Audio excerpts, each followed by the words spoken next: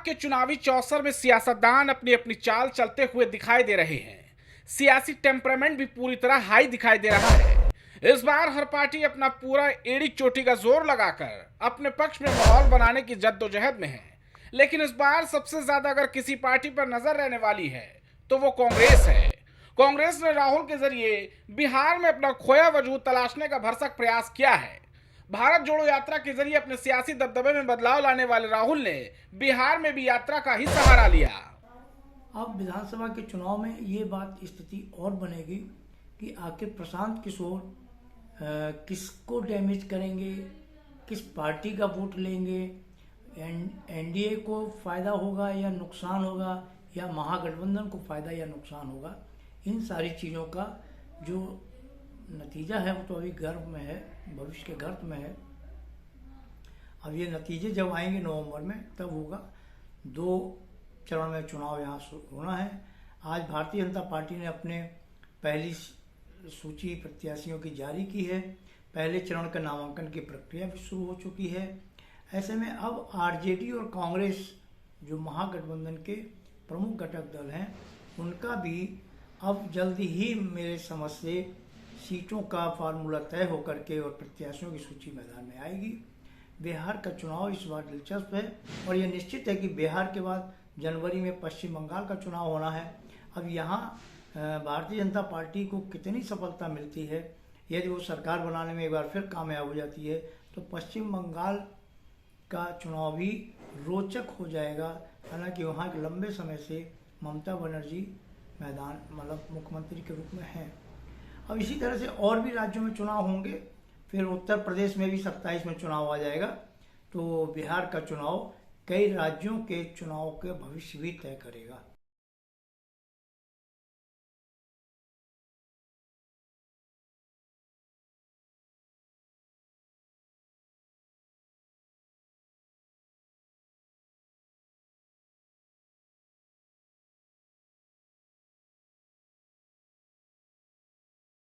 राहुल की यात्रा का मकसद साफ था।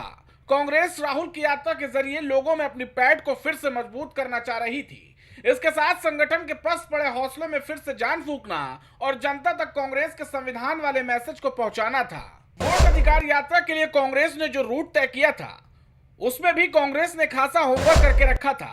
मालूम हो कि राहुल गांधी इन दिनों सामाजिक न्याय की बात पर जोर दे रहे हैं। साथ ही राहुल ने हर मन से यही कहा कि पिछड़ा वर्ग के साथ अन्याय हो रहा है और वो जब आएंगे तो आरक्षण की सीमा को भी पार कर जाएंगे। अति पिछड़ा समाज का विजन है और ये जो हमारे पॉइंट्स हैं 10 पॉइंट्स हैं। EBC atrocity prevention act,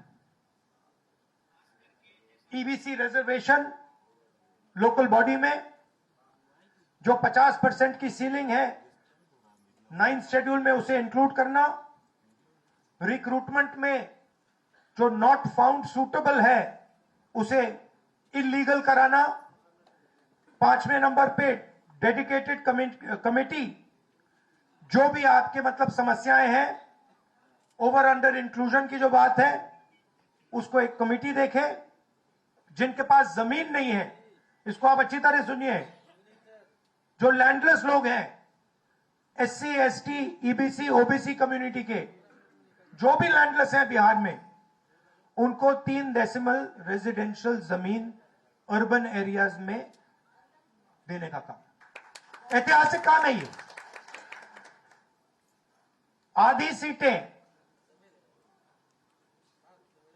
UPA के अंदर जो आरटीई के लिए हैं वो ईबीसी एसटी ओबीसी के लिए रिजर्व होंगी। राहुल की वोट अधिकार यात्रा ने 23 जिले कवर किए थे। इन 23 जिलों में 50 विधानसभा सीटें हैं। वहीं पिछले विधानसभा चुनाव में इन 50 सीटों में से 23 में महागठबंधन की जीत हुई थी और कांग्रेस ने इन 50 में से 20 सीटों पर चुनाव लड़ा और 8 पर जीत दर्ज की थी। राहुल ने वोट अधिकार यात्रा के जरिए कांग्रेस की बंजर जमीन पर वोटों की खेती को लहलहाने की पूरी कोशिश की, लेकिन कांग्रेस को इससे फायदा कितना होता है ये तो देखने वाली बात होगी। एक वक्त था जब कांग्रेस की बिहार में तूती बोला करती थी, लेकिन वक्त बीता तो सियासत का तौर तरीका भी बदल गया। कांग्रेस ने बिहार में एक दशक में एक छत्र राज किया था, लेकिन अब स्थिति यह आ गई है कि बिहार में कांग्रेस दूसरे दलों पर निर्भर नजर आ रही है। कांग्रेस के बिहार में कई मुख्यमंत्री रहे, लेकिन आज एक वक्त है कि पार्टी अपनी सियासी जमीन को तलाश कर रही है। कांग्रेस के सियासी इतिहास पर अगर नजर डालें तो 1951 में पार्टी ने 322 सीटों पर चुनाव लड़ा था और 239 सीटें जीती थी। और 1957 की अगर बात करें तो 312 सीटों पर कांग्रेस चुनाव लड़ी थी, 210 पर जीती थी। 1962 चुनाव की अगर बात करें तो 318 सीटों पर लड़ी थी, 185 सीटों पर जीत दर्ज की थी। 1967 की अगर बात करें तो 318 सीटों पर कांग्रेस ने चुनाव लड़ा था और 128 सीट ही मात्र जीत सकी थी। 1969 की बात करें तो 318 सीटों पर चुनाव लड़ा और 118 पर जीत मिली। 1972 की बात करें तो 259 सीटों पर कांग्रेस चुनाव लड़ी और 167 पर उसे जीत मिली। 1977 की बात करें तो 286 सीटों पर चुनाव लड़ी और 57 मात्र सीटों पर ही जीत दर्ज कर पाई। 1980 की बात करें तो 311 सीटों पर चुनाव लड़ा और 169 सीट ही जीत पाई। 1985 की अगर बात करें तो 323 सीटों पर चुनाव लड़ा और मात्र 71 सीटों पर ही जीत दर्ज कर पाई। 1995 320 सीटों पर चुनाव लड़ा था और मात्र 29 सीट पर ही कांग्रेस सिमट कर रह गई थी। वहीं बात अगर 2000 की करें तो 324 सीटों पर चुनाव लड़ा था और 23 सीटों पर ही चुनाव जीत पाई थी। साल 2005 में कांग्रेस की हालत और खस्ता हो गई। कांग्रेस ने 84 सीटों पर चुनाव लड़ा और मात्र 10 सीटों पर ही चुनाव जीत पाई।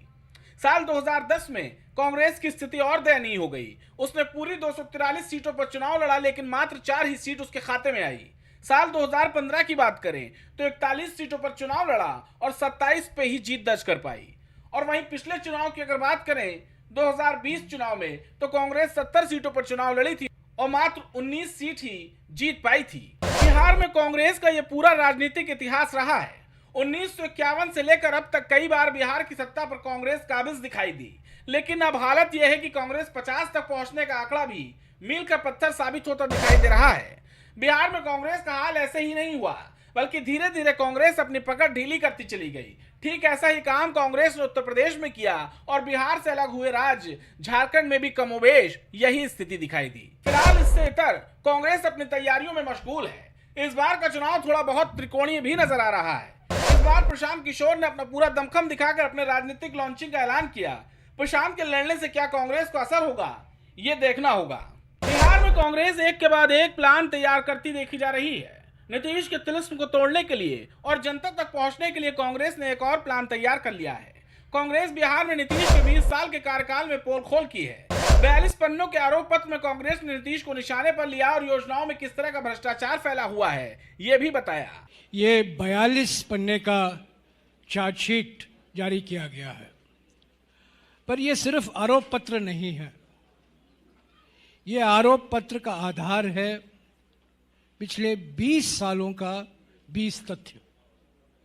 हालांकि इन 20 सालों में 2 बार इस तरफ पलटी और 2 बार उस तरफ पलटी हुई है, तो ये 20 साल 4 पलटी का समय हुआ है।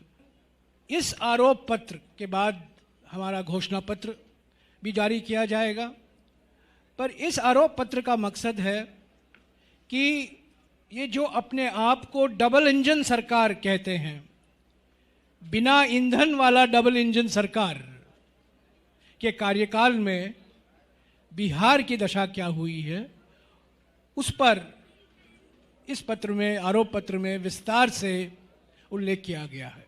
बिहार के लिए कांग्रेस के सीनियर ऑब्जर्वर अशोक गहलोत ने कहा कि आने वाले चुनाव में सिर्फ बिहार ही नहीं बल्कि पूरे देश का भविष्य तय करेगा।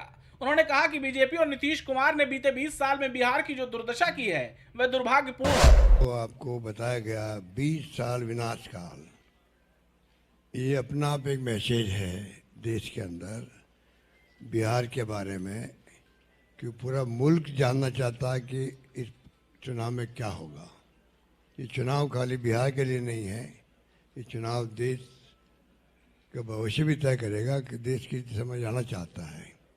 जो हालात बना रखे हैं केंद्र सरकार ने भी, और जो दुर्दशा हुई है 20 साल में बिहार की, क्योंकि नीतीश कुमार जी भी बार बार पाला बदलते गए तो ठोस रूप में 20 साल का शासन नहीं हो पाया।